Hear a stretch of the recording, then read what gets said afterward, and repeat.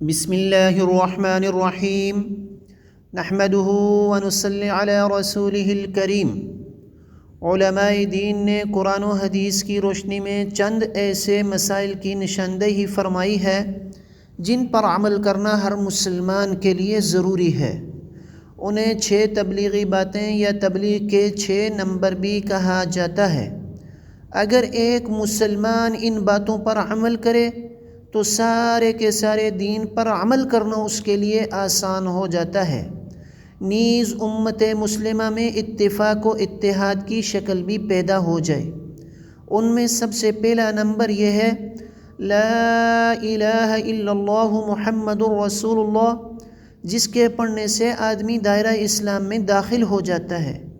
اس کو حضور صلی اللہ علیہ وسلم نے جنت کی کنجی کہا ہے۔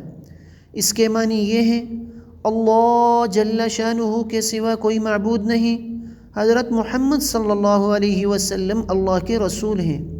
مگر مفہوم بہت گہرا ہے۔ ساری کائنات اللہ کی محتاج ہے، انسان کو نفع نقصان پہنچانے میں اللہ کی محتاج ہے۔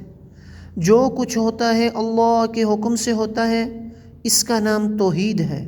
اور اللہ جل شانہ نے انسانوں کی کامیابی کو حضرت محمد صلی اللہ علیہ وسلم کی اطاعت میں رکھا ہے، اس کا نام رسالت ہے، یعنی محمد الرسول اللہ۔ یہ کلمے کی دوسری جز ہے۔ جو آپ صلی اللہ علیہ وسلم کے مبارک طریقوں پر چلے گا، دنیا اور آخرت میں کامیابیاں ملیں گی۔ ان باتوں کا یقین دل میں بیٹھ جائے۔ جتنا یقین پختہ ہوگا، اسی قدر اعمال پر یعنی اسی قدر سنتوں پر عمل کرنا آسان ہوگا۔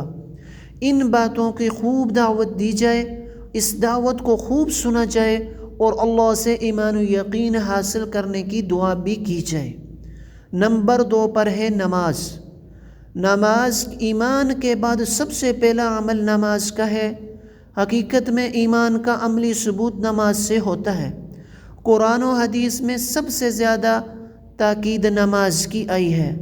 حضور صلی اللہ علیہ وسلم نے فرمایا، نماز کا درجہ اسلام میں ایسا ہے جیسے جسم میں سر کا درجہ ہے۔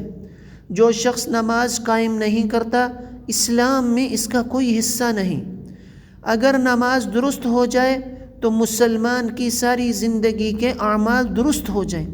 اس لیے نمازوں پر محنت اور نمازوں پر کوشش، نیز اللہ کی ذات سے استفادہ کرنے کا آسان ترین ذریعہ نماز ہے۔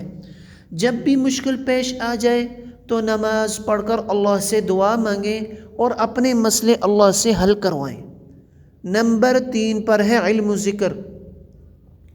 علم، اتنا علم حاصل کرنا ہر مسلمان پر فرض ہے کہ اس سے 24 گھنٹے کی زندگی اس کے لیے گزارنی آسان ہو جائے۔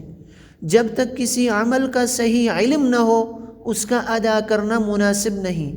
تبلیغ میں یہی دعوت دی جاتی ہے کہ ہر مسلمان ضروری مسائل سیکھے تاکہ اس کا ہر عمل عبادت بن جائے، اور اللہ اور اس کے رسول کی محبت حاصل کرنے کے لیے روزانہ صبح و شام ذکر الہی بھی کرے، درود پاک بھی پڑھے۔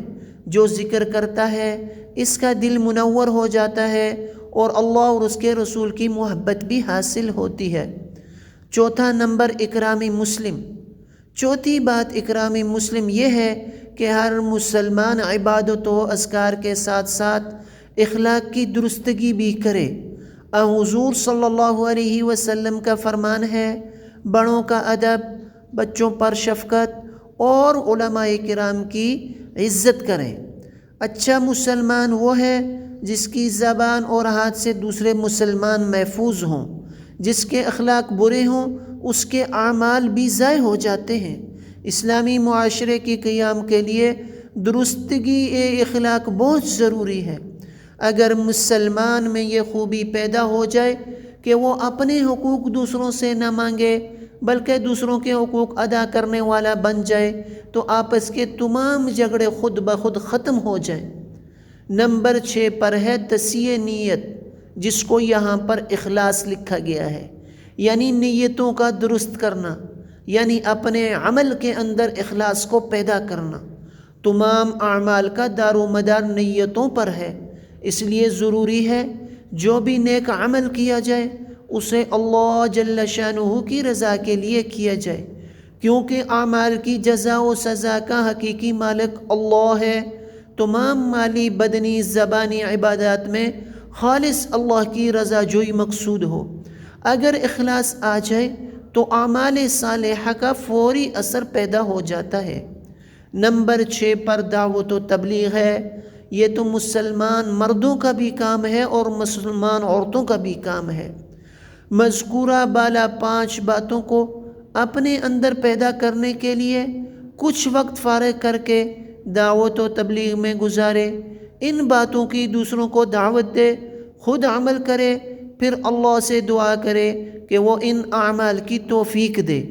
اس لیے بزرگوں نے ایک نصاب مقرر کیا ہے کہ زندگی میں 4 مہینے لگانا، مستورات کے 3 سے روزے پورے ہو جائیں تو پھر 15 یوم ہیں، اور پھر 15 یوم لگانے کے بعد پھر ان کا چلہ ہے، پھر 3.5 مہینے ملکوں کا سفر ہے، اور مردوں کے لیے 4 مہینے، علماء کے لیے سال، اور پھر سالانہ چلہ، اور مہینے میں 3 دن، اور آئی گئی جماعتوں کی نصرت۔